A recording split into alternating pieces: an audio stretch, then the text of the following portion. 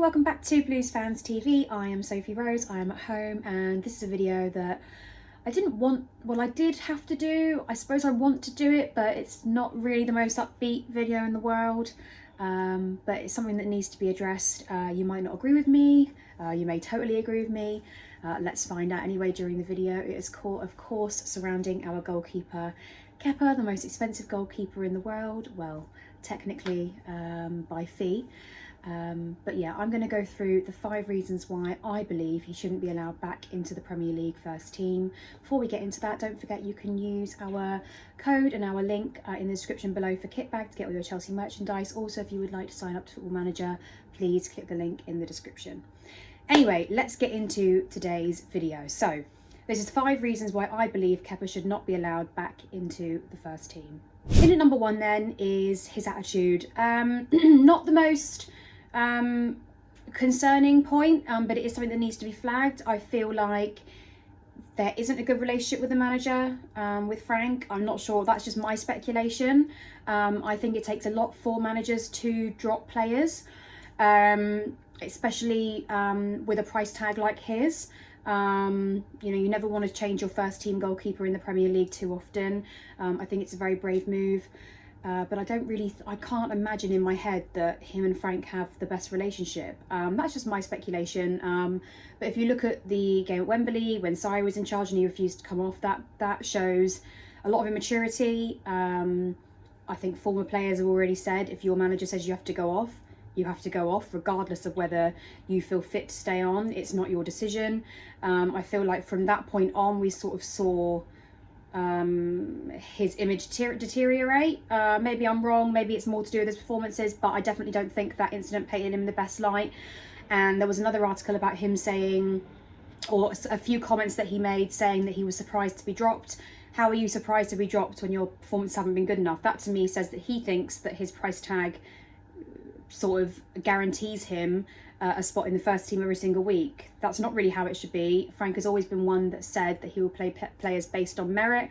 I think a lot of that is why we saw Billy Gilmore come into the side, regardless of whether we had transfer issues or not.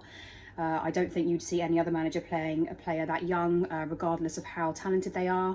So there's a lot of issues there. And yeah, I don't think he has the best attitude of all goalkeepers. I think a lot of other goalkeepers would say, you know, maybe my performances haven't been good enough and I've got to improve. That's just the way I look at it. So yeah, I don't think he's got the attitude, and that's sort of with leadership on the pitch, with his teammates. I don't know, I don't get a very good vibe from this, and I think the fact that he's been dropped so many times already shows that. And at number 2 then, I think the only reason we're playing him is to save face. It's very embarrassing, I think, for Chelsea to sign a player for 70 odd million and him be such a flop like this. I know apparently he's had some family issues with his girlfriend or something like that, but at the end of the day, I think a lot of players have those sorts of things going on, and you sort of have to learn to separate eventually. I'm not saying you're going to feel great the first week or two, but this has been going on for a while now. He had one great season and it's all sort of gone to pot since then. So I can't think of any other reason why Frank would put him back in the team other than he's sort of got to try and go with his first choice goalkeeper, which is the most expensive goalkeeper in the world, according to financial statistics. That's just what it is. I don't think he reflects that in his performances at all. I think we've seen that time and time again, and that will go into my 3rd point in a minute. But yeah, the only reason I think we're playing him is to save face, to not look embarrassing for such a poor signing. There's no really other reason why I could see us playing. I think he's technically the worst goalkeeper in the Premier League statistically. There's no other reason why you're playing him other than because you're desperate sort of for a very expensive player to work out and to not lose so much money on him if he does decide to leave. Because I don't think we're going to make money off this signing. I think there's going to be a really poor bit of business in the long run. In number 3 then, it's going to be costly mistakes. We have seen this time and time and time again. Against Southampton, against Brighton, that goal I think he should have saved. The game against Liverpool when he practically gave the ball to Mane, literally passed it straight in front of him. You know, those sorts of mistakes cost you games. I think when you're 1-0 down, there's always a chance that you can get back into the game. I don't think he offers us that sort of stability at all. I think if you look at the game against Southampton, yes, okay, the first goal is Zuma's fault. I don't know where the hell he's trying to kick that, but he's probably thinking, oh yeah, the keeper's definitely saved that. All Kepa had to do is grab the ball. Instead, he tries to do some sort of slide tackle, from what I can see, and the ball's in the back of the net. There was no chance of him recovering because Southampton just whacked the ball in the back of the net. So really, really costly mistakes that cost us games. He's not a goalkeeper that we can rely on. We will get into the defence in the next video, but for me, I think, you know, he's had his time, he's had enough opportunities now, and I don't see this improving somehow. In at number 4 then, he's already been dropped. If you think of a goalkeeper that costs 70 odd million, but's already been dropped by 2 managers in his very early days of his Chelsea career, I think that's horrific. You expect to see that from your second and third goalkeepers. I mean, Caballero has been brought in here and there, and like, you know, a little bit here and there just to help out. Is he our number 1 choice? No, but would he be a better option for now? I agree so. This is now 2 managers that have seen the same errors in him, whether that's attitude, whether that's poor performance, whether that's a lack of leadership, whatever you think there. And I think that's a little bit embarrassing for a goalkeeper to keep being dropped. And he says he never expected this to happen. If your performances don't reflect your price tag, if your performances don't reflect the quality that Chelsea FC expect, then what do you expect in return? You're obviously going to get dropped. So yeah, I think if the 2 managers have dropped you, the 3rd and the 4th and the 5th manager, if they ever do come, are going to do the same thing. And I think we can all see why. It's not something that us fans are just sort of shaking our head thinking, why not? The only reason Mendy didn't play against Southampton, I'm pretty sure, was because he got injured in the international break.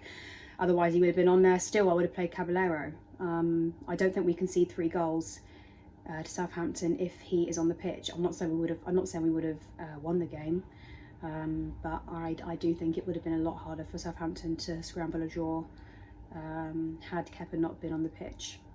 Even if it is 1 goal, he only cost us. And in at number 5 then is I truly don't believe that we can win the league with him in the team.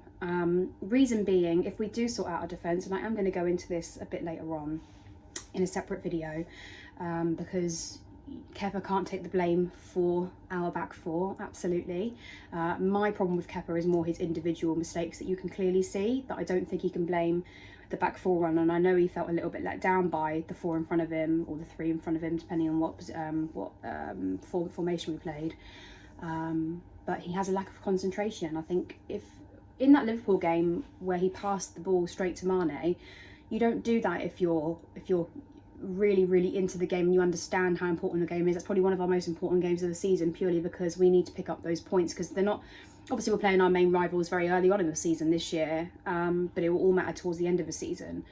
And those sorts of mistakes really, really cost us in the long run, especially when it gets to the second part of the season, January onwards.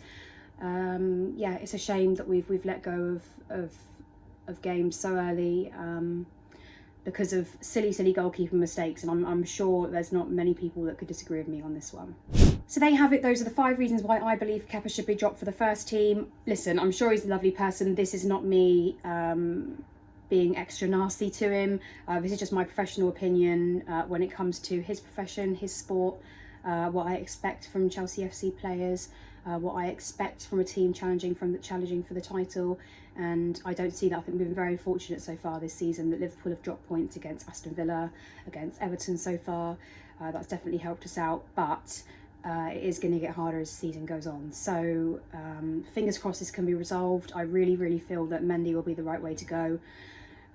Whether him and Caballero can rotate. If Kepa wants to play in cup games, that's completely Frank's decision, but I really feel like if we're going to carry on and try and get top 4 even this season, let alone challenge for the title, I'm afraid Kepa cannot be in the first team.